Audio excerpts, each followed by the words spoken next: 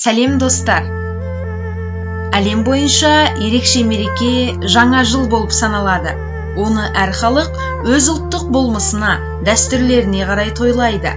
Бүгін біз бұл видеода әр елдің жаңа жылды атап өту ерекшеліктері жайында қызықтарды айтатын боламыз. Видео пайдалы болады деген ойдамын. Каналға тіркеліп, лайк баса кетіңіз.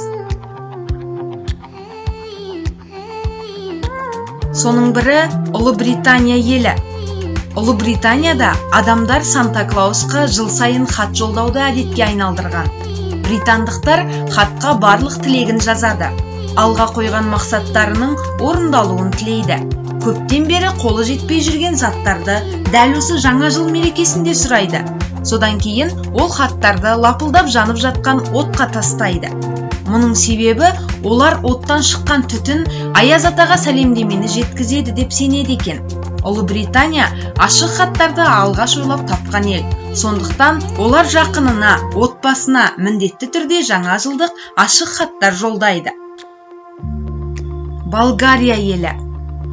Болгарияда сағат тілі түнгі 12-ні соққанда барлық үйде жарық өшеді. Олардың дастархандарында міндетті түрде тәтті самсалар қойылады. Сонымен қатар үй иесі тәтті бәліш пісіріп, отбасы мүшелеріне бөліп береді. Кімге тиыны бар бәліш бөлігі түссе, ол жыл бойы бай болады, ақшасы көп болады деген сенім бар екен. Швеция. Швеция елінде адамдар бір-біріне әртүрлі сыйлықтар сыйлайды.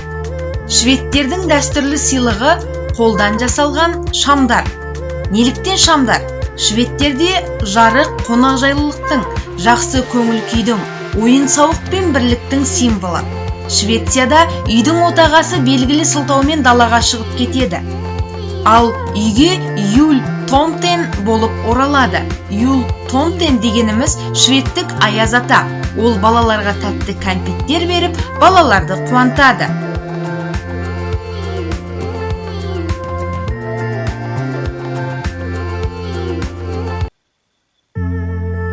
Германия.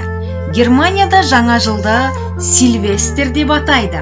Басқа елдер сияқты отбасының барлық мүшелері бір үстелдің басында қосылады. Оларда да сыйлық сыйлау міндеттелген. Немістер бұл дәстүрді бешерут деп атайды. Жаңа жылдық дастарханның басты тағамы зімбірден жасалған печенье. Айтпақшы, Германияда фарфордан жасалған ыдыстар жақсы сыйлық болып есептелінеді.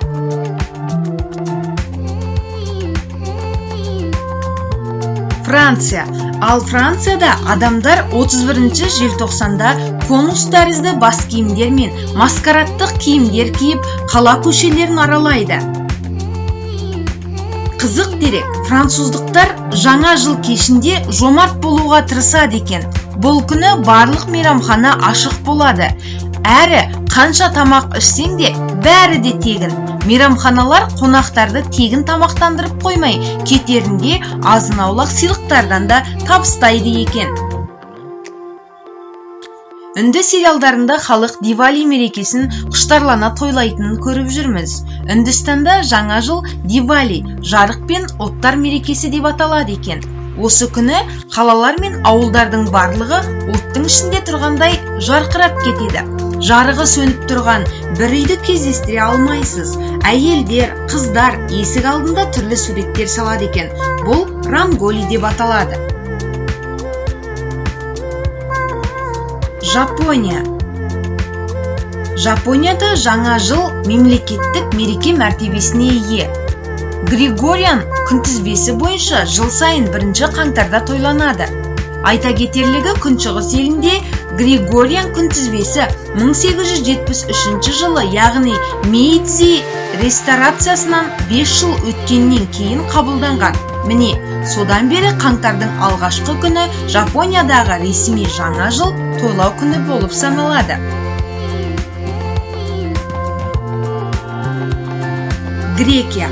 Грекиялық жаңа жылды атап өтудің басты ерекшелігі бір қызығы тас сыйлау. Қонаққа барған кезде үнемі өздерімен бірге тас алып жүреді екен.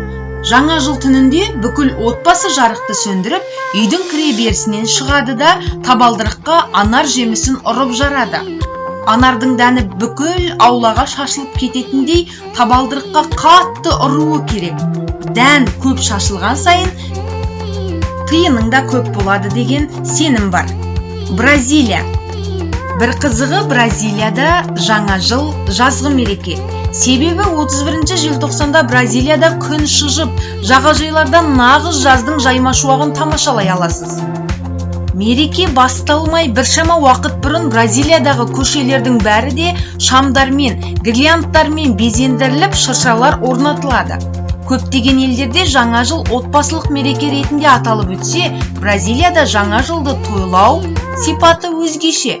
Мұнда керісінше дос-жарандардың бәрі шулы топ-топ болып бірігіп, мейрамханаларда, түнгі клубтарда жиналады. Бразилиялықтар жаңа жылды бимен, әнмен қарсы алады. Мінекей, әр елдің тойлауы әртүрлі. Видео қызықты болды деген ойдамын. Назарларыңызға рахмет.